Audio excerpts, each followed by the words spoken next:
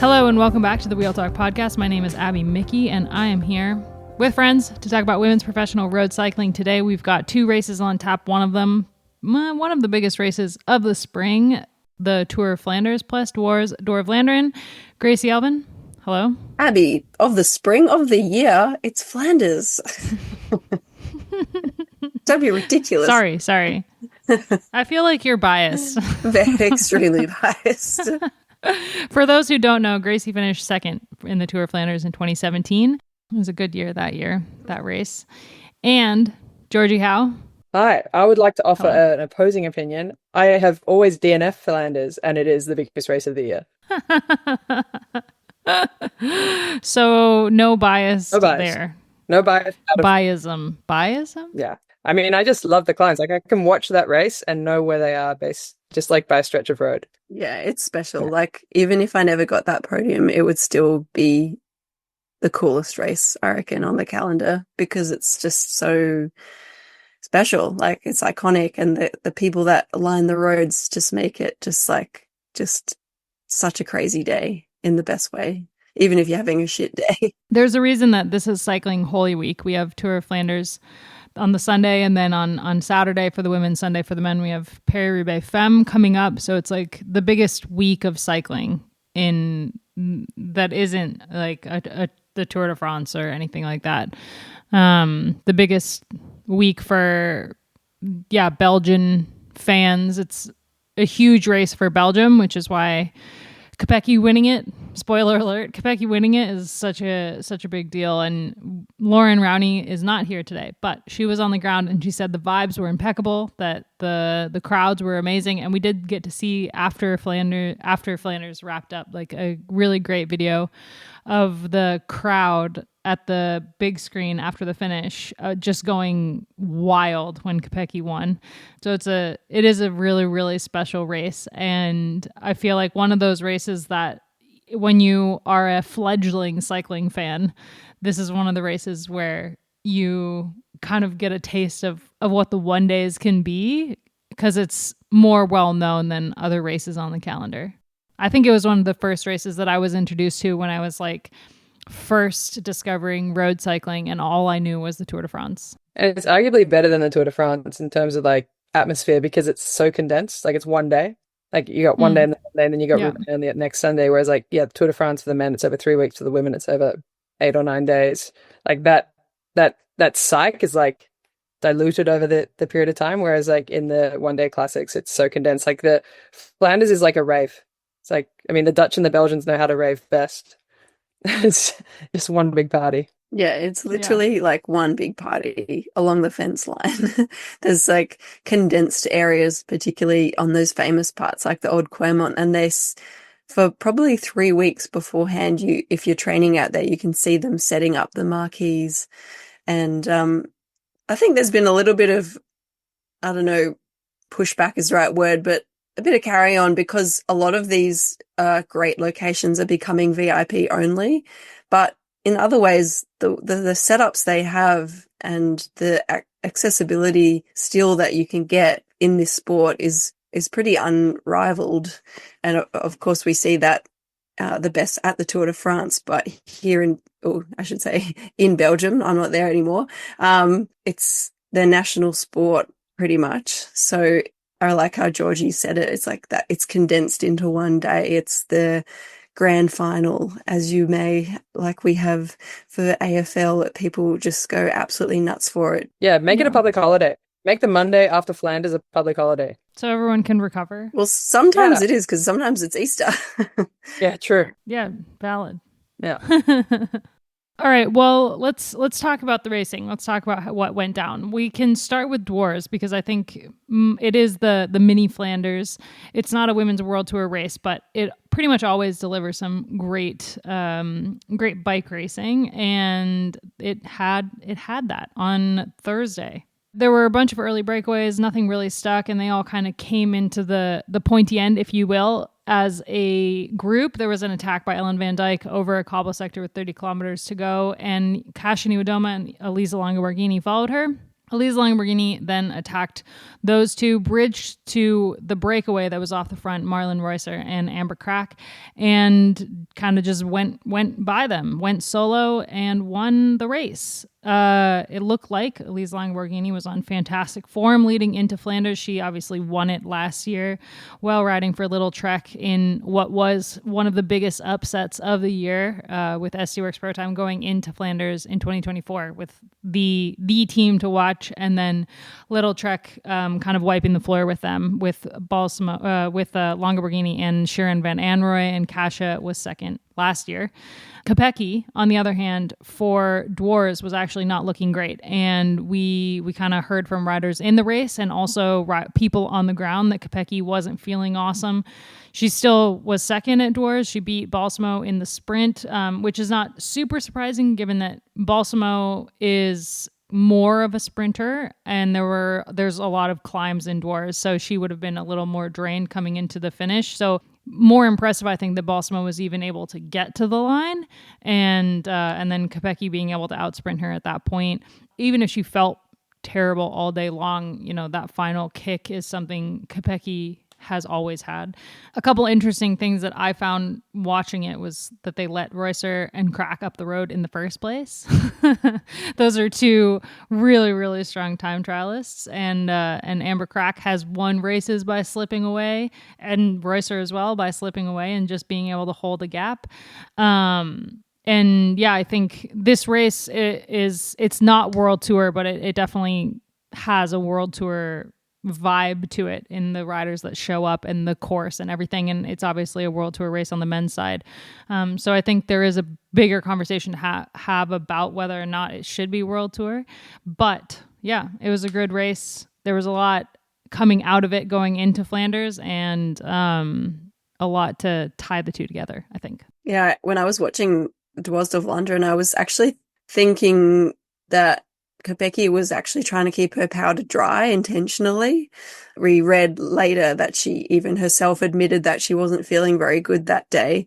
But in her comments before Flanders, in the team statement, I really liked how she said it didn't really get to her that much, and she's had experiences in the past where she's had a bad race within the same week of a race that she's won, and that because of all of that experience now, she knows that it's okay. It doesn't have to mean anything.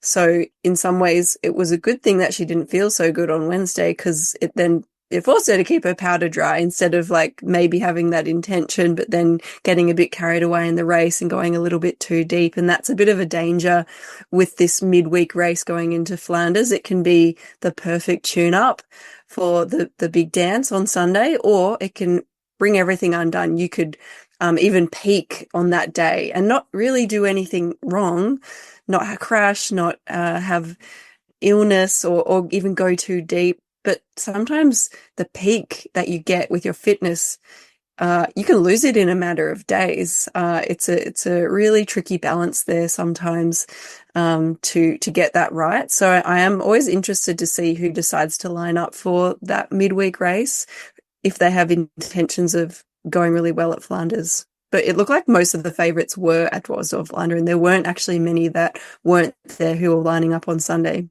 Voss last year won Dwars and then came into Flanders and kind of underperformed to what I think we thought she was going to do last year. And then, yeah, Voss this year, she was sick and she wasn't able to race Dwars. And you could see that carry over into Flanders. But you see you can crash at Dwars and then have road rash for Flanders, and that's enough to shave off a bit of how well you could do. So it is a tricky balance for sure. It was always, I always found it actually harder than Flanders just by virtue of the nature of the parcours, because it's really like the climbs are condensed into the middle there, and you just know it's going to kick off at that point, and it's like, I think, what is it, like 900 or 1100 meters of elevation just crammed into 50k, and then you finish on those really attritional cobbles. So it was always a really, really tough race, a nervous race as well, because you got riders who don't want to crash before Flanders, or who want to get in position so they don't crash. And it was good to see that I don't think they raced at Canaryberg this year. They took that out after last year, which was good to see that they took that dodgy big road descent out. I think we saw the likes of Cassia use Dwars as a tune-up race for Flanders, and she used it quite effectively, given the fact that her result on Sunday was, up there with fourth. So always a really exciting race. And I was also questioning the letting of Rosa and Crack away. I don't know if they let them away more that they couldn't follow in that moment, because Rosa's looking very, very strong. Crack she was struggling. Yeah, definitely. And I think I was also surprised to see Longa Borghini just kind of leave Reusser in the dust when she had her little attack there to ride away to win, which looked great for my fantasy team going into Flanders. But unfortunately, Flanders kicked off with the live coverage started with an absolute crash fest, just crash after crash after crash. And there were a couple really nasty ones.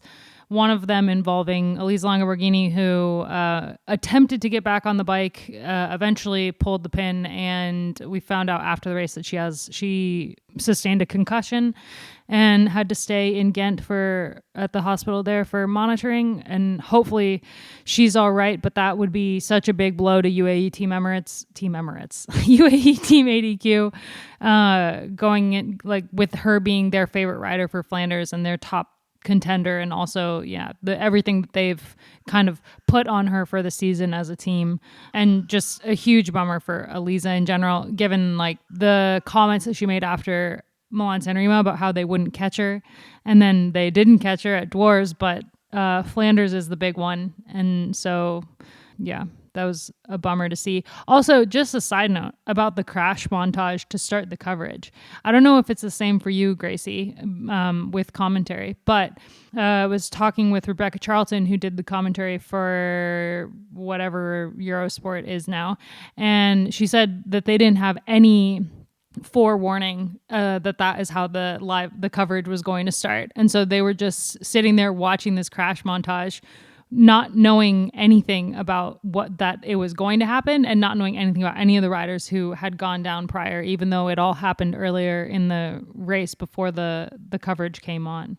Yeah, so the world feed goes to everyone. So every single person around the world saw the same opening sequence, the same course map, the same order of everything, including that crash montage. So we did know it was going to be replayed, because we get a short amount of coverage that starts before the broadcast, but we didn't have kilometer markers on it. So we were trying to figure out actually when that had happened. We did get a bit of intel from our producer that it only had happened in the last 10 or 15 minutes. So we had a bit of an idea of when it happened, and then it was confirmed it was in that first cobbled sector, but that was the only information that we had. We had a very quick look at what had happened, but we pretty much, we got exactly that same montage as everybody else that we had to speak over. And there were a number of other crashes as well. And it's hard in those moments to quickly pick out who was on the deck, who could have been out of the race. But for sure, it was clear that Elisa Longa Borghini had come down pretty hard.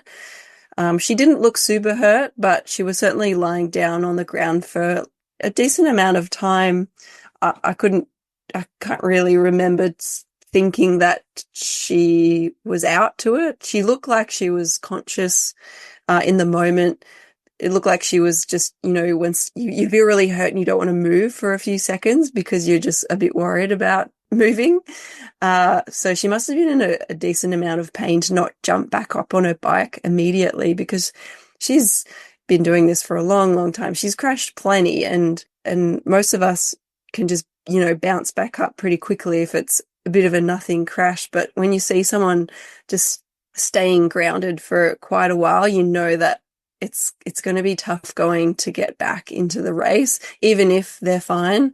A tough one too. So it's worth having a bit of a chat, just a short one about concussion. We've talked about it a bit before. This sport is so difficult, I think, to manage concussion well, as opposed to team sports that are in a stadium that have got multiple camera angles, multiple eyes on it that can do immediate replays. They can pause the game.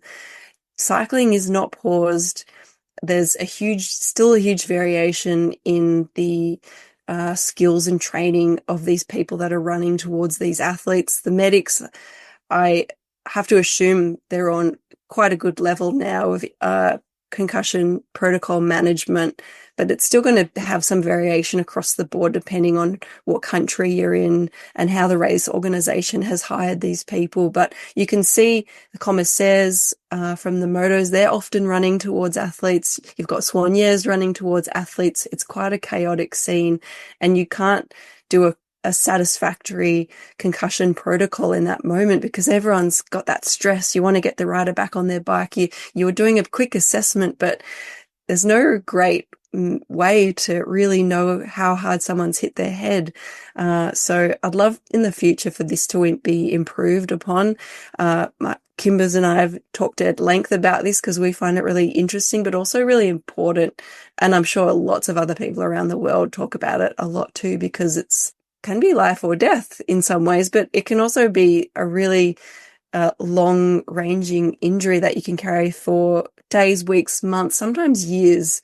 In some cases, we've known riders to have lifelong impacts from really heavy crashes or multiple crashes in their careers. And yeah, the fact that we can't pause the game, we can't pause the race to look back to see if their head actually did hit the ground or what the force was, what kind of direction that force was going in, to then manage that to the best of our abilities. I'd love to see some improved ways around that, which is a big problem that a lot of people are going to have to come together to solve a bit better. So, yeah, who knows how long it's going to take for Elisa to recover from this. Maybe she's fine today. Maybe it's going to be weeks or months for her. So recovery can be delayed as well. And the fact that she got back on her bike, we haven't really heard. Maybe I missed it, but I'm not sure if she was pulled from the race or if she decided to step off. She was showing signs of confusion. The statement from UAE Team ADQ said that, she got back on her bike. She was trying to get back to the peloton with, I believe it was Sylvia Persico, and then she was showing signs of confusion, so they ultimately pulled her off her bike. But yeah, thanks, Gracie, for bringing that up. I mean, it's a huge problem that cycling has not yet found a solution to, and it's something that I think we've talked about at length with crashes on the men's side, where you can clearly see that the rider is concussed.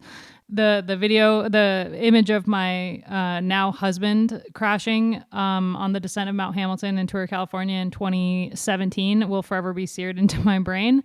And obviously, like with that, the first instinct of the guy on the moto was to get him back on his bike when everyone at home could see that he clearly shouldn't be on his bike. And concussion protocol is something that is incredibly close to home for me, given like I've had multiple concussions in my career, but I also had a teammate who suffered 2 bad concussions back to back, and she ultimately died by suicide soon after. So it's something that the sport needs to take a lot more seriously, and we just don't. And my question is, what is it going to take for the UCI to take concussions more seriously and come up with a clear plan that involves checking the rider thoroughly before getting them back on their bike?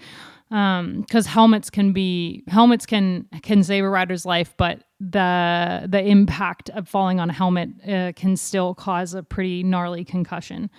So it's this ongoing thing that I feel like I almost can't think about it, because it's like, it seems like no one's going to do anything until something really horrible happens. And then we'll talk about it. But there's been so many bad crashes that have resulted in concussion that have led to nothing. So it's a really complicated topic to try to figure out like what to do. Like, do you pause the race and put them in a van and check them and then put them back in the race when they're okay? Like, I don't know what exactly it is. Cause yeah, like obviously if it's football, they can just like pull them off the field and check them and it's fine. But cycling is run like a scat test and like quickly assess them and then send them back onto the field. But doesn't mountain bike have like they've got sensors in their helmets, or they used to have sensors in their helmets to ascertain how hard someone hits their head, right? Changes color, is that right? There's something like that. Like a couple of helmet manufacturers have something like that that they've been developing. And I remember, like, I can't remember which, it might have been Giro had a sensor that like if you hit your head hard enough, it would send a like message to your primary contact or something that you input into the sensor. And I don't think that lasted very long, but there's definitely an attempt to try to get that sorted. We have so much telemetry in cycling with power, heart rate, GPS. Why is it so hard to put a sensor in to check force, like a force of impact, you know? And I'm not saying that, like, I mean, concussion is so variable in the sense that, like, someone could have like minimal force of impact, but then have quite a severe concussion. So it's hard to individualize that. But at least you've got some kind of objective metric in which you can use to pull a rider from a race if need be. Yeah, I think at the end of the day, there's going to be no perfect solution in this sport because we won't pause races, number one. And you probably won't be able to pause a race for a rider, even if you're not pausing the race. Like if you drove them back up to the bunch, for example, like it's just not really feasible. I would love to see some better technology with helmets. Even then, that's not going to be the fail safe, but it could be like something that you can have for people that aren't as skilled or trained in the moment to be able to have a visual on. And then something I'd like to see, which other sports have, rugby union, for example, is a doctor that's not connected to any of the teams. It's just a race doctor that is just looking at cycling, because some crashes get to be on the coverage. Like they're not going to capture every single crash on the camera, but if we can capture it as much as we can, and you can have someone that it's just their one job in the race organization truck to be looking at the crashes and to quickly do that rewind replay. If they've got any angle ability to see, it's just another layer that they can add on top. And I think ultimately the riders themselves have to agree on a bit like a race waiver. Like they have to agree to the conditions of a race that they will be pulled, even if they ultimately didn't sustain a concussion, but if there was cause to believe they did. So I think that's the main pushback you might get, in that if we want to improve safety and improve longevity of health of these athletes, they have to be willing to be pulled out even if they didn't sustain the injury. But I think that, of course, going to be overly cautious, but maybe that's one of the only ways we can get on top of it. I think it can't be discriminatory. Like it has to be black or white in this sense. Like I always say, like there's like the amount of movies made about outer space and the amount of movies made about concussion like are directly correlated with the amount we know about both. And so like there's one movie about concussion, thanks Will Smith. And I mean, far out, do we need another Deep Impact? So like the concussion is such a nebulous condition that I think you need to basically like go with the lowest, like the minimal viable product for pulling someone from a race, and having that race doctor look over the footage. Because at the moment it's like I've talked to our team doctor, like they're looking at the race footage, or the team car doesn't get the footage until way after the fact of the incident has happened, and then the rider's back in the peloton and they're saying I'm fine, because the rider's always going to say they're fine because they want to keep racing. I mean, just look at Marta Cavalli in 2022 in Tour de France. She was not okay to keep riding her bike, and yet her instinct was to just get back on the bike and keep going. So you need that layer to intervene in that rider's like instinct and just say, no, like this is what you've agreed, as you sign that waiver, as you said, Gracie, and you need to pull out from the race. I mean, I think that it's a general mindset that needs to happen that is more focused on the rider as a human being and the longevity of that rider in life, not just in the Tour of Flanders 2025. Yeah. But it's so hard when you're an athlete to like pull you out of that mindset. For sure. Right?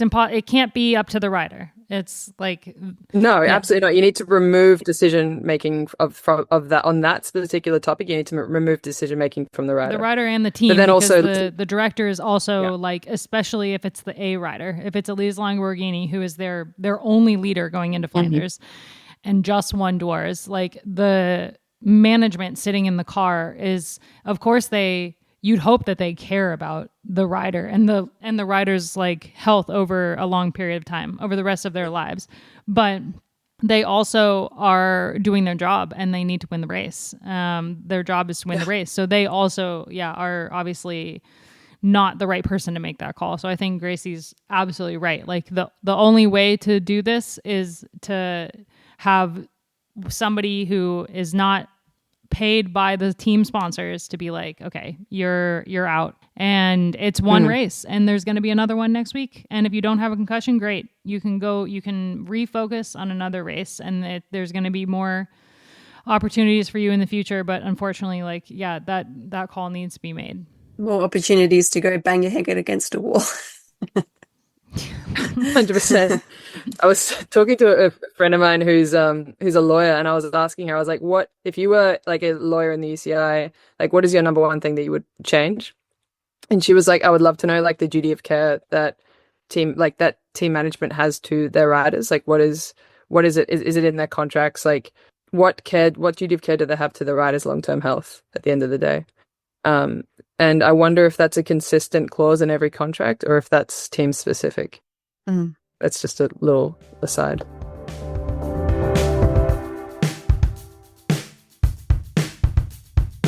Unfortunately, we'll probably talk about concussions again at some point because it does happen relatively often. But we can divert ourselves back to the race. So there was a break of 7 that gained over 5 minutes, but the gap kind of came down naturally with attacks from the peloton and the pace over the climbs and the cobbled sectors. There wasn't really an organized chase. We had one rider from AG Insurance Sudal, Nicole Stugnen. Good job. Well done. Thank you. Stayed out front solo for a bit longer than her break mates. She dropped them on the Eichenberg with 53 kilometers to go, and she was finally caught with 39 kilometers to go. Overall, there was a lot of work by Movistar put in for Liana Lippert, and we also saw Lidl-Trek ride an aggressive race with a lot of attacks. They did not bring Balsamo to this race. I would assume that she needs a little bit of a break going into Paris Roubaix Femmes. Obviously, like finished on the podium there last year, if I'm remembering correctly. Going into Paris Roubaix Femmes, Balsamo is going to be targeting that. So Lidl-Trek didn't have her in the race, but they rode very aggressively with Ellen Van Dijk having an incredible race. She was looking really strong. Loretta Hansen as well had a couple of really great attacks and was off the front at one point. But it was a large group going into the Ode de Quermont with 18 kilometers to go, and Pauline Ferrand-Prévot kind of just set a hard pace that ended up splitting the peloton into pieces. Kopecky followed her along with Liana Lippert, and Letizia Paternoster was able to hold on for a while. Kasia was not very well positioned going into the Ode de Quermont and had to do a pretty good effort to get up to that group. But it was the 4 riders going over the top of the Ode de Quermont: Kopecky, PFP, Lippert, and Kasia. They went into the Paterberg together as well, and there was some pace put on the Paterberg, but in the end, the 4 of them rode to the line together, and despite one extremely late attack from Niwa-Doma, Kopecky won the race. With a bicep curl. Yeah, that was great. At the finish line. Yeah, I think it was a great race in a lot of ways. Obviously, the good weather kept the bunch well together, and I think that was cause for some of those crashes because there wasn't that extra element of the elements to thin it out a little earlier. And yeah, you see that quite often when it's a beautiful day. Sometimes you have a few more crashes. The bunch is very much compacto. There was some really nice teamwork leading into some of the sectors, and Jumbo-Visma were the most organized I've ever seen them, which was good to see because we haven't seen them really come together super well over the years. So I think that's a bit of a turn for them in a good way.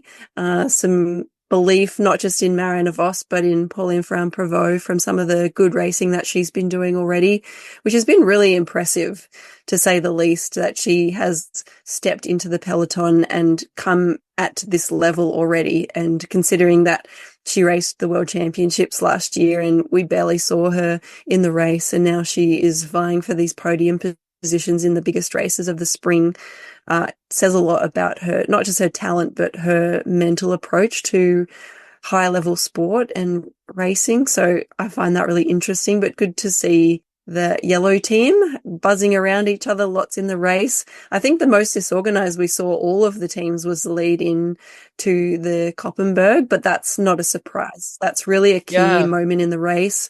I think everyone was pretty glad that it was dry conditions, and the last few years that they've included it in the race, it's been controversial because it's kind of affected the race in a bad way, mostly because someone unclipped or it was wet and lots of people unclipped, but all it takes is one person to step off and they pretty much have to hold up everyone behind them. It's just one of those really hard cobbled climbs that doesn't have a lot of options to get up it.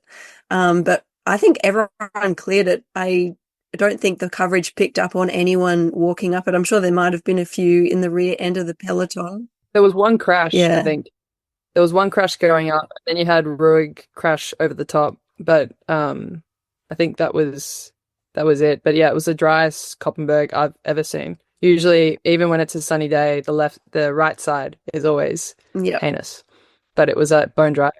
So we didn't see too much drama happening there, but it certainly still thinned out the peloton and it split it up quite a lot, but in a natural way of the cream rising to the top in the final quarter of the race. Something that I found interesting, SD Works certainly had strength in numbers, but they lost that quite quickly once they got through the Koppenberg. They still had Bredewald and Van der Breggen and Lorena Wiebes, who was looking really good, but I felt like Lotte Kopecky was still covering a lot herself. I think maybe it was a bit of nerves and pressure, but she was also covering things that were dangerous, like attacks from Ellen van Dijk. So that was interesting to see her not looking panicked, but certainly really trying not to make any mistakes. I think she didn't let on too much in her post-race interview, but she would have been carrying a lot of pressure on herself. So I think she had to spend a few biscuits there, but I think too, her teammates could only do so much, and I think they did their best to get as deep as they could, but ultimately Lotte, I think she knew that she had to still really carry the torch for that team. Big shout out though, as a segue, to Loretta Hansen, because Lotte Kopecky covered one of her attacks, and I loved that in the coverage because Loretta had such a good day. I was so impressed with her. She did the team role as always, one of the most reliable domestics in the peloton. She did a lot of work throughout the whole race, and then she got away with Misha Bradewald before the Kreuzberg-Hotonde combo out of Ronce, which is pretty much the last climbs before getting to the crucial part of the race of the Quermont. Yeah, she not only got away, was swapping off with Bradewald, got through the cobbled Kreuzberg once they were swallowed up, she was still able to hold on to those wave of riders coming through, which I thought was amazing, because actually I would have, no disrespect to Loretta, but I thought she would have been spat out by that effort and the way that those riders were coming through. And the Hotonde part of that combo is notoriously hard, even though it's just a nothing piece of main road. You're in the red, and that's often where good race winning attacks get launched. So the fact that she could swing in and stay there and then attack again over that rise before they start descending towards the Quermont, and to have the world champion trying to cover your move, I hope she's got some good photos there.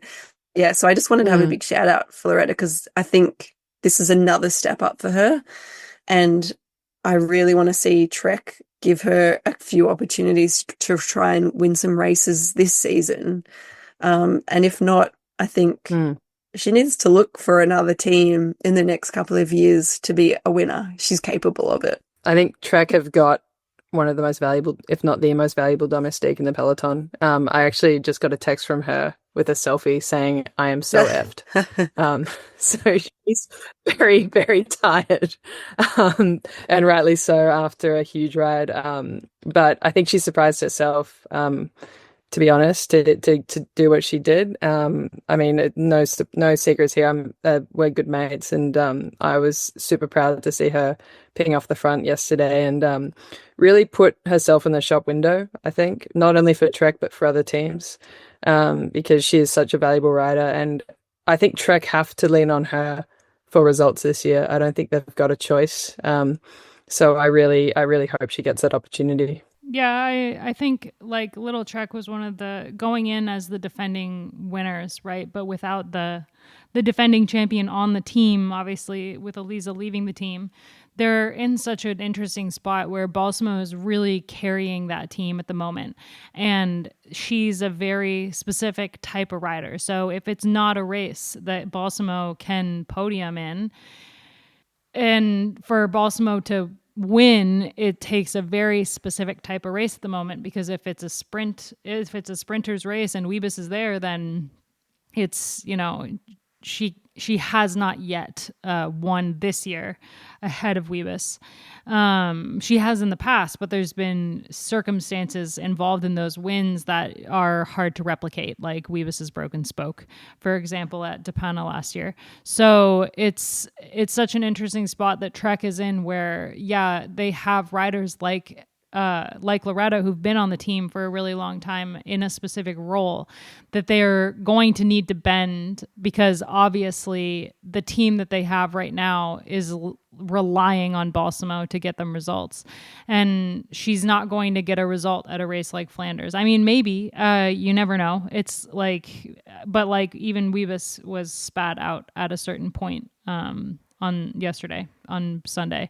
So yeah, I really hope that they do lean on Loretta a bit. And obviously she's also a specific rider. When it comes to the tours, we'll be having a very different conversation. We'll have, Gaia Rialini will be back. Obviously Shirin Van Anrooy coming back from iliac artery endofibrosis surgery. So she's working her way back into form. They've got, like Rihanna Marcus is at altitude right now. So she's going to be targeting races later, but in these races, they did what they could for Flanders with the team that they had, but they were never coming in as the favorite. And I think it was cool to see riders like Ellen Van Dijk, who is obviously coming off of a disappointing 2024 with how the Olympics and the Worlds went, which were her major goals after having a baby. And the year just didn't go with the broken ankle. Like the year just didn't go how she wanted. For Ellen and for Loretta, who has always been a solid domestique, like for those two to be their riders in the group, plus Anna Henderson, who's new to the team this year, it probably wasn't what if you told me that would have been the trio of Trek riders up there, the morning of the race, I wouldn't have been able to piece in my mind how that came to be. But it wasn't a hugely aggressive race to begin with. We had that break off the front, but like Gracie said, over every climb as you got into kind of the meat of the race, the peloton split and came back together and split and came back together. It never really was selective. After how aggressive Lidl-Trek was going into that duo of climbs, like they needed to get someone off the front before they got to the Ode de Quermont, and they weren't successful in doing that. But that was the game plan that they had to go with, given the team that they had and what they were up against. Yeah, Flanders it's won pretty much on the Ode Quermont, and that's the moment of truth. I think you can get through the race if you're having a bad day. If you're a good rider, if you've got the strength, but you're having a bad day, you can get to the bottom of the Quermont with those front riders. But there was a lot of riders that we were wondering how they would go, and they just couldn't quite match that pace. It's unusual in the women's race to see any attacking on the Quermont. Like you said, Abby, it's more just an increase of pace. The riders that know they're on a good day, or at least they're backing their process, no matter how they feel in the moment, and they know what they can hold up to the square there about halfway through the sector and then across the top. And they know that that's their moment. They have to suffer. And then once you're at the top, that's when you look behind and see who's with you.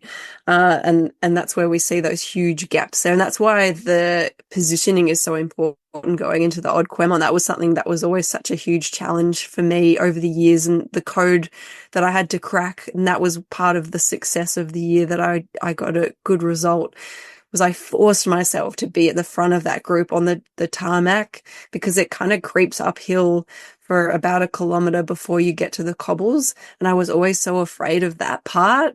not the cobbles themselves. I was afraid of putting myself in the red and pushing to the front and being with the big girls because I just wanted to hide. I wanted to get as much of a suck all the way up there to the cobbles, but it's actually not how you play that sector. You have to push yourself in the front. It's a narrow road. And if there's one rider in front of you that drops the wheel, that can be your race over, even if you are capable to hold on to the riders that get through in the front, unless you've got some special quality. And we saw Cassia Niwadoma not in great position, and she had to ride herself back across. She had Paternoster to help a little bit with that. Both of them lost contact with Ferran Prevot, Kopecky and Lippert momentarily. They pushed back pretty quickly, but that extra wattage that you have to push over the cobbles is a lot. Like they're pushing some serious watts up that sector, up that sharp little rise as they get into that little mini town centre before they keep going as it flattens out. So a lot of people's races are over in that moment, and we did see quite a number of riders get spat there, notably Dygert, Anna van der Breggen, Noemi Rugg, Kim LaCourte, Puck Peters, Roycer, Henderson, Shabby, Borghese, Ellen van Dijk, Breda Walden, Hansen. Some of these riders, they'd obviously done a bit of work already, so some of them were not as surprising, but there's some good names in that list and they couldn't make that pace. Yeah, it is a shit of a climb, that one. And when you've already got that amount of fatigue in the legs, like we actually saw with Paternoster closed an impressive gap really quickly. But then she lost, she blew. That was her final match to burn, and she burnt it big and then lost, and then arguably Cassia burnt it there, and then when it got to that late attack and towards the finish and 1K to go, possibly that's where she paid the price for it there. So positioning is everything. And I actually think like Van der Breggen, like SD Works didn't have the best lead into the Koppenberg.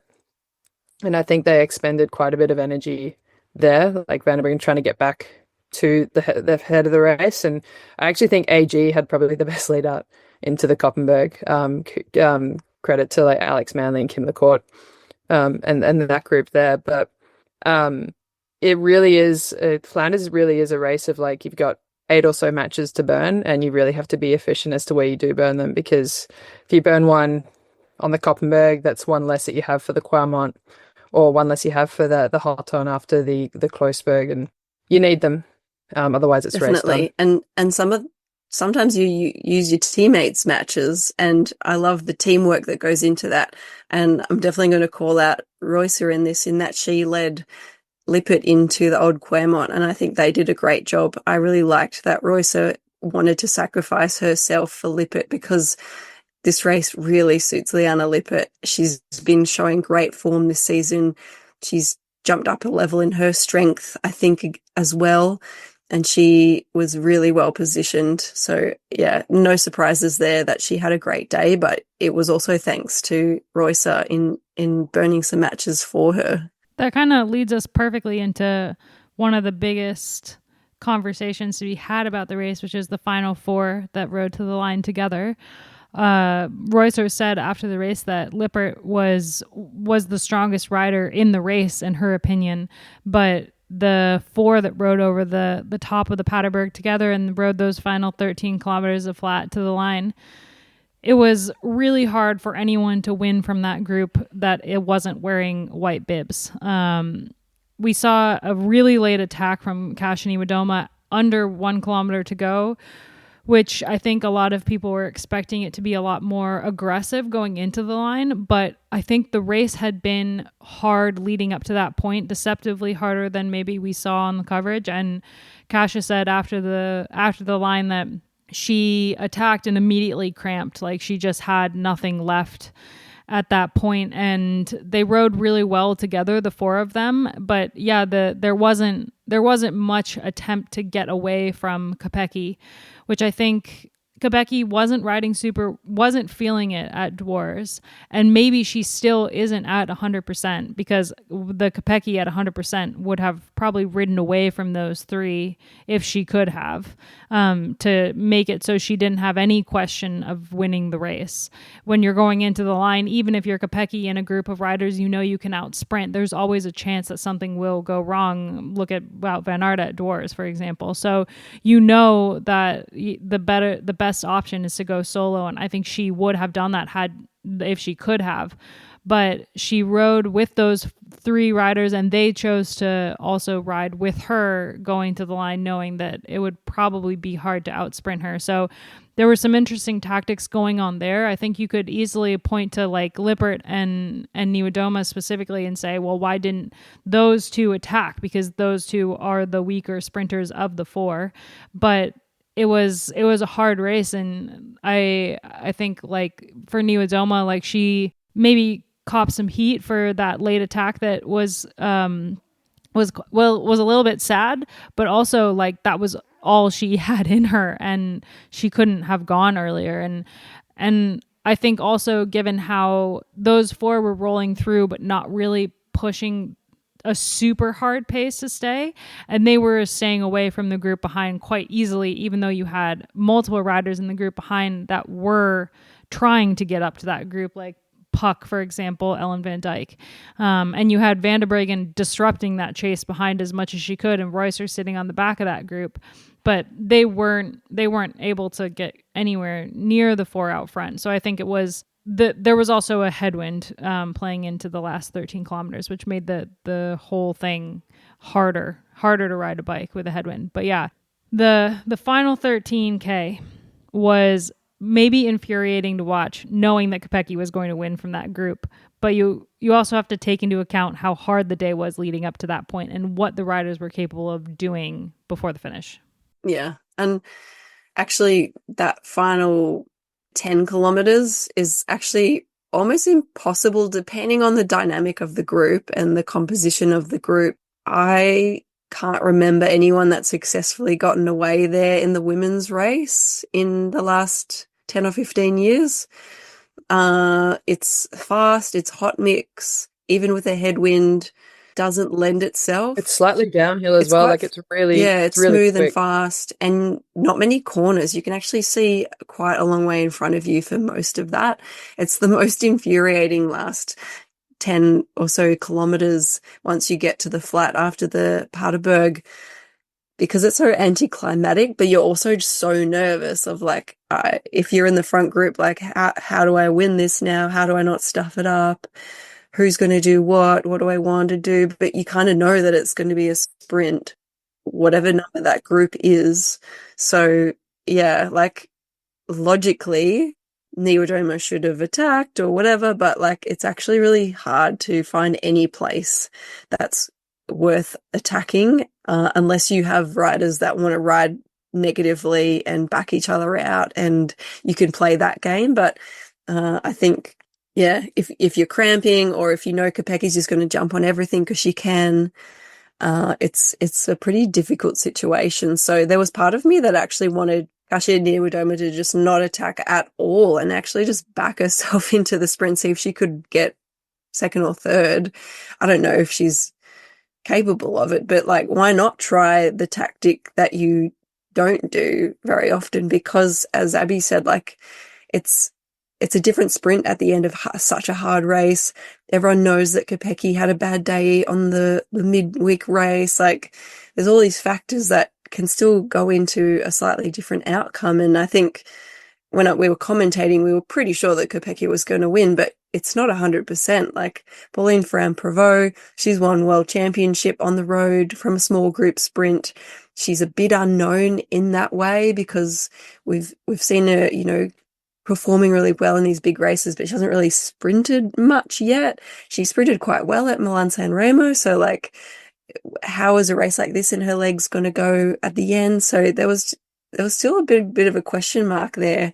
And same for Liane Lippert. Like she's won a stage of the Tour de France Femmes in a reduced group sprint as well. So if she was having the best day, if she was the strongest in the race, then maybe she could have won in that sprint too. So I think there would have been a lot going on in the minds of those three riders with Kopecky there. She said that she wasn't too threatened in her post-race interview. I can't remember her words exactly, but yeah, I think she knew she was pretty fine, but if I was her, I still would have been a bit stressed, but I'm sure she was a bit stressed.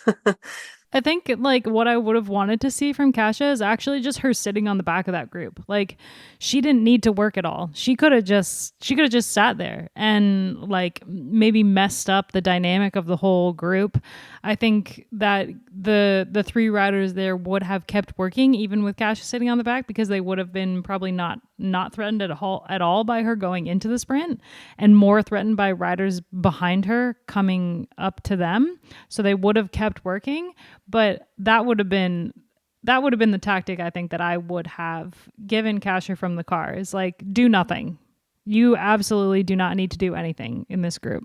Yeah, it was strange to see her rolling through, and like also strange to see her try attack on such a big flat road. Like Gracie, actually on your commentary, you guys talked about the period between the Quamont and the Paterberg, and that is really like the last chance apart from the Paterberg itself, that's really the last chance to try and create separation and get away. I'm curious as to why Kasia waited until the Paterberg to make her move. In the period between, like, you make an attack, you force that hesitation behind. Like everyone's going at the Paterberg around the same speed at that level. So like you force hesitation behind, you create separation, and then it's a really fast run into the finish line, and you can just solo TT. I don't know how much was in her legs though, if she said she was cramping, but I thought waiting until the Paterberg was an interesting tactic. Not the most effective. I think with these four riders, one of the other interesting things is that these are four of the riders going into the Tour de France Femmes this summer that we're going to be talking about a lot in terms of the general classification. 3 of the 4 have outwardly said publicly that they are targeting the Tour, with Kasia saying she wanted to win back-to-back. Kopecky said that she wants to go for the yellow jersey, and also Pauline Ferrand-Prévot coming out of mountain bike and back into coming out of road retirement, basically for the Tour. And then you would assume that Lippert would be Movistar's rider for the GC as well. So we had, the four of the probably 6 riders, assuming one Lidl-Trek rider will kind of rise to the top of the team to be able to lead that team, whether it be Gaia Riolini or Marcus, for example. The course isn't great for Riolini, but obviously we'll get into that a lot more later in the year. And then Demi Vollering, of course, who didn't race Flanders, interestingly. She will be targeting the Ardennes later on in the spring, and opted to skip Flanders. So we had a sneak peek of who to watch for the Tour coming up, and riders that we know have targeted that. And that's, it feels a little bit like women's cycling of old, where you have the main GC riders of a Grand Tour, quote unquote Grand Tour, are also the riders fighting it out for the Flanders victory. Yeah, and then also the Ardennes as well, right? Like, these are the riders that we're going to be seeing there in the next couple of weeks. For sure. And I mean, Liana Lippert is going to win a World Tour one day. It's just a question of which one she's going to win, I feel like. Amstel, I think, would be maybe my gut feeling, because she does have that kick, and the final climb is way closer to the end, and it could be a small group that she could maybe win from. But we have also seen that be like kind of a bunch sprint, although last year was a really bad example of how the race can go, because it was just such a weird race, way shortened. And we can talk a little bit more about that when we preview Amstel later, but I think she will win a big race coming up. It's just, which one will it be? Not Paris Roubaix Femmes, which is our next race. Not Paris Roubaix. Yeah, I was looking at the start of that. Funnily enough, I did not see her name on it.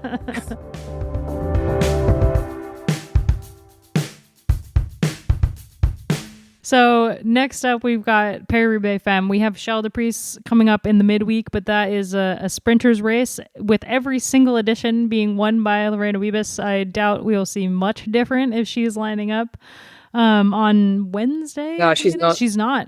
She's not lining up. She's winning Paris Roubaix then, for sure. Come on.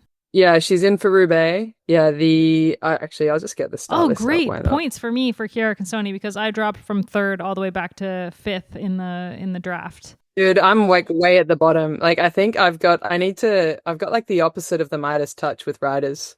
Like, I wanted Longo Borghini to win Flanders, and look what happened. So I need to stop picking riders. God damn it! It's your fault. Imagine if I'd had Longo It's my fault. Borghini. If Longo Borghini had won, my fantasy team would be looking great. So this is start list for Scheldeprijs. All right, yeah. So Chiara Consoni, I think, is a good shout. Interesting that Balsamo is going to be there, but maybe like a little bit of shaking out the legs before Paris Roubaix. We could see a Balsamo Consoni kind of head to head. Maybe this will be the first time in history that this race won't be a sprint. No, there is no wind. It's going to be a sprint. Unfortunately, and it's like a balmy day. It's like Belgium's got this weird, nice weather at the moment. So it's beautiful, dry, no wind. I think this is the last chance for Charlotte Kool to open up her account in this classic season. So, and Team Picnic personnel really needed a result. Pfeiffer did not have a great day at Flanders. She was riding well until she wasn't. So I think they're really hunting, and I think Kool, just for her mindset, really needs this one. So they've got Barbieri there, and they've got Abby Smith, who are quite good in the lead out. So hopefully they can pull that out. But I think it'll be a drag race between Balsamo, Kool, Consoni, and potentially Gerritsen from SD Works. We said like she looks a lot like Wiebes on the bike, so that could be an opportunity to see how she goes in a sprint. Yep, she's got a win under her belt too from a week or so ago, so she'll have a bit of confidence there. Yeah, so it'll be an interesting one, but I think the main story is, will Charlotte Kool finally get the top step, particularly with our Wiebes here? And then we have Paris Roubaix Femmes, the other massive race of the spring. It's Saturday, April 12th, one of the few women's one days that we have completely separate from the men's, which I love that there's an entire day dedicated to the women's race. It just is, it's so great. All the coverage is all about the women, and we get, well, probably not start to finish coverage, like live coverage this year, but hopefully someday in the future. But yeah, awesome day. Very much looking forward to Paris Roubaix Femmes. 148 kilometers, 29.2 kilometers of cobbles in 17 sectors. The first one is at 66 kilometers in. They once again skip the Arnberg, but do everything the same course as the men's once they're on that first section of cobbles, 66 kilometers in. So it's the exact same course as last year, which has the added a little bit of added road in the circuits. There's 4 sectors of 4-star cobbles, 2 sectors of 5-star cobbles, and the first cobbles that they hit are 3.7 kilometers long, 4 stars. Then they have a 3-star sector that's longer, and then they go into another 4-star. And the first 5-star is the Mont-Saint-Pavel, which is an iconic sector of cobbles, 3 kilometers long, and that's at 99.9 kilometers into the race. The next 5-star cobbles is the Carrefour de l'Arbre, 2.1 kilometers long, 131 kilometers into the race. And from there, the next 3 sectors of cobbles before they've finished off the cobbled bits of the race are 2 stars and 1 star to finish it off. And then they ride into the velodrome to wrap up Paris Roubaix Femmes 2025. And it's relatively new to the women's calendar. Obviously, we had our first edition only in 2021 with Lizzie Deignan winning in horrendous conditions. We've had reduced kind of select group sprint last year with Lotte Kopecky taking the win in the rainbow jersey. We've had a surprise win from a breakaway with Alison Jackson, and then we've had 2 solo winners with Lizzie and Elisa Longo Borghini. So we're still kind of in uncharted territory when it comes to this race and kind of picking what exactly can happen. But I think based on how the peloton has been racing so far this year and who is on form, we are looking at potentially another reduced group coming into the velodrome together with like a Balsamo Kopecky type situation, again repeat of last year perhaps. But you never know. There is so much that can go wrong in Paris Roubaix Femmes. Yeah, it's I mean, I will not be tipping a winner because I have this like new power about picking the first loser, so I won't be doing that. And it is I'll use it wisely. Don't worry. I need to look at who's in your draft teams. I can use it at that. Um, yeah, I've just had a look at the weather quickly, and it's very nice day again, so that's not going to play a factor. But I think you don't need weather to cause chaos at Roubaix. That means that there might actually be more punctures if it's dry. Yeah, exactly. I mean, I was talking to Georgia Baker at Flanders, and the reason she didn't feature, she had a double puncture at a bad time, and so I mean, we know that it. And was it Romy Kasper in the breakaway as well? Like she had, it happens in Belgium. So that and just crashes because there's no wind. It's going to be really nervous, particularly on those local laps before the first cobble sector, and then the lead into the cobbles. The first cobble sector is far and away the most stressful thing I've ever done in my life. I think that nest of grey hair that I found the other day came from that. You've got your own forest of Ironberg. Yeah.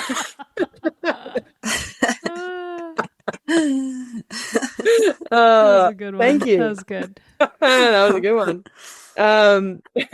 Yeah, but I just like it was. Yeah, there's like a traffic island in the town you go through before you hit that first cobble sector, and it's about 3 inches tall, but really like 8 feet long, and they don't mark it at all. And there's always a rider that hits it, and it's just chaos.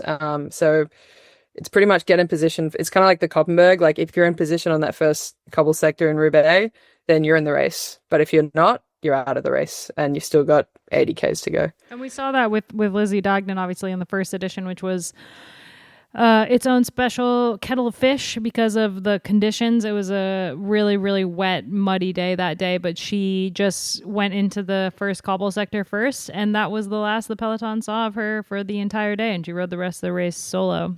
Which is probably not what we're going to see on Sunday, but just kind of, or on Saturday, but kind of highlights just how important that first sector is. It's not like they start out with an easy sector. They start out with a 4-star sector right away. So there's selections.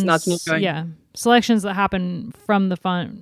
Yeah, 40 Ks an hour, 350 watts over that first cobble sector. Like it's nuts. And you're bumping into shoulders, you're fighting for the crown, but then also, Roubaix is like a special race in the sense that, like, even if you do get dropped and you're out of position, you can still fight your way back.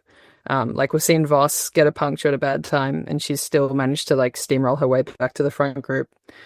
So yeah, you just always keep fighting. And in terms of start list, we don't have a complete start list just yet, but there are riders that we know are going to be racing this. Pauline Ferrand-Prévot said that she is going to be racing this, which is an interesting choice for a rider who's targeting the Tour. I think her and Kopecky might be the only two riders targeting the Tour that are also going to race Roubaix.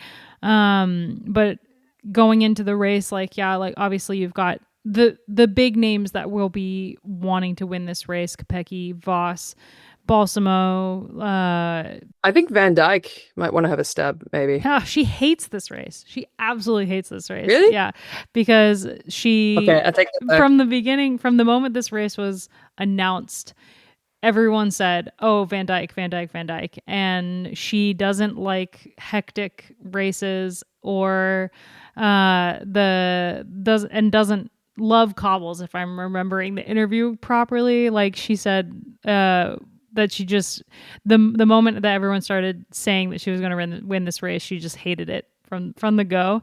But she's riding insanely well right now. We saw in Flanders, so that might change her mind a little bit. But this race is definitely like, it is such a mental game with how hard it is and just how much can go wrong, and being able to keep your head on your shoulders and having a strong team around you. There's so much that goes into winning this race that will need to go right. And for Lidl-Trek, what else can they do? If they have Balsamo and Van Dijk in there with a shot, like, they have two really good chances to win the race. And Van Dijk could, go on that Carrefour de Labre section of cobbles and ride away and be gone and win from there, for example. So it's definitely possible.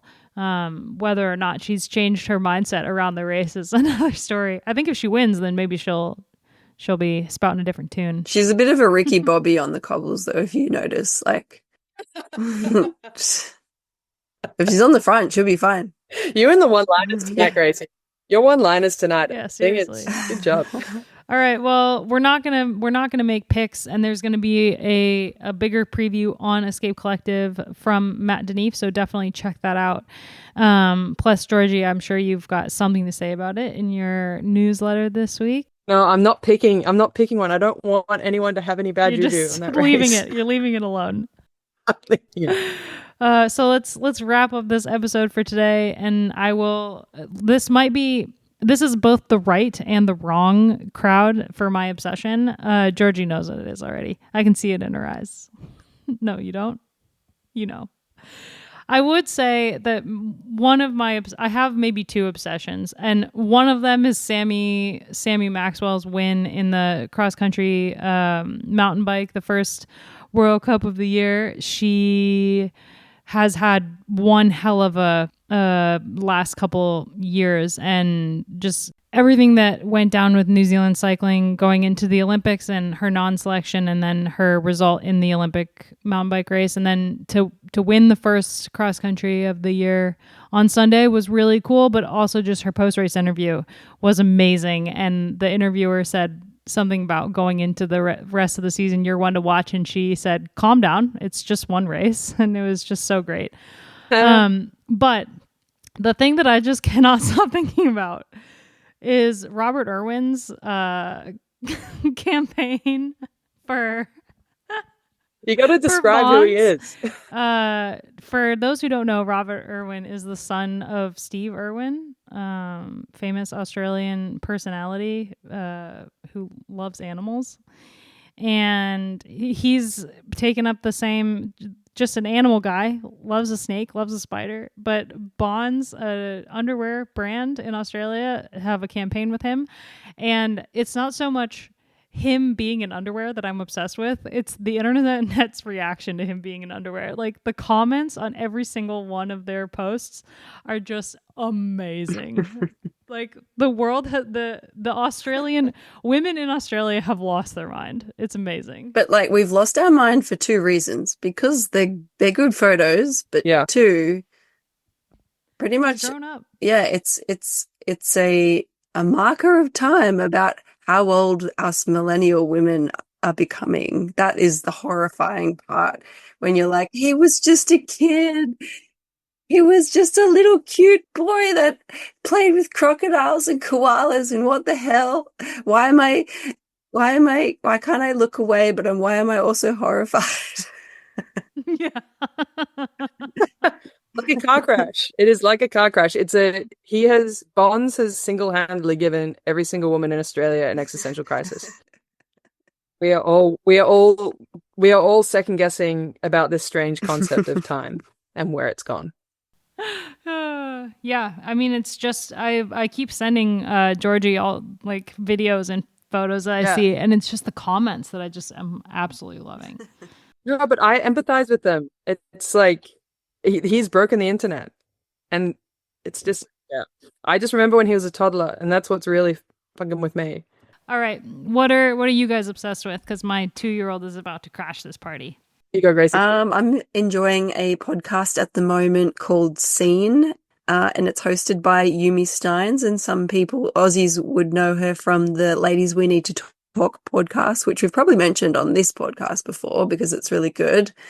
But she's a really good interviewer, and this series called Scene is about how we feel seen, and each season has different guests. The most recent season is about older women, so obviously that's not everyone's niche that listens to this podcast, but the first 2 seasons I've been listening to as well, just going back through them, and there's some really good interviews there. They're short, it's only like 25-30 minute interviews, but she's such a just to put shortly, great interviewer. She's really empathetic, asks good questions. That's why her Ladies We Need to Talk podcast is also so good. She gets to the nitty gritty of stuff, but in a really kind way, makes her guests feel really comfortable and seen. So that's a good one for me. Yeah, Yumi she's a really great interviewer. Like, I really like her stuff. I think I'm going to give that one a whirl. I've got 2, and one is an optical one because I'm staying at my parents' house at the moment, and I found an old work pass of mine, so the viewers won't know. But kind of Oh obsessed my with this old photo. You need to put that on the Discord. That is good. Yeah, seriously. It's like who is that person? it looks like a glamour shot in this. I don't know. Look at the eyes, though. They're like, they're soulless. what's going on? Yeah. You know who That's you called look like in consulting. that picture? You look like the actress from iZombie. Hey, that's a compliment. Thank you. Yeah. Thank you. No, I like my hair like this thing now, and I refuse to have another corporate photo taken like that in harsh lighting. Don't worry, Discord members, I will put it in the chat when requested. I won't just randomly drop it. Second obsession is you guys know the song Silver Springs by Fleetwood Mac? Yeah. The performance that Stevie Nicks did with Lindsay in 97. So like the song is about their romantic relationship, and like Stevie was like singing it to Lindsay, and like the energy in that performance is unmatched. Probably like one of the best live performances I've seen. I obviously wasn't live because I was 3 at the time. But yeah, looking back on that is like one of the best concert performances I've seen, and I absolutely love that song. So been blasting that recently, along with the new Haim song. Oh yeah, the new Haim song is great. Actually, speaking of performances, I can't wait to see how Elton John and Brandi Carlile were at SNL on Saturday. I haven't dived in. Oh, they performed. Yeah. What a combo. Oh, was that the one with Jack Black? Yep. Jack Black was on that one, wasn't he? Yeah. Okay. I'm excited to dive into that. All right. Thanks so much for listening, everybody. We will be back next week to talk about Paris Roubaix Femmes avec Zwift, and we have Lauren Rowney on the ground. Hopefully she'll be able to join us next week. Thanks, you two, for the chat. Lila, please don't touch the microphone. Thank you.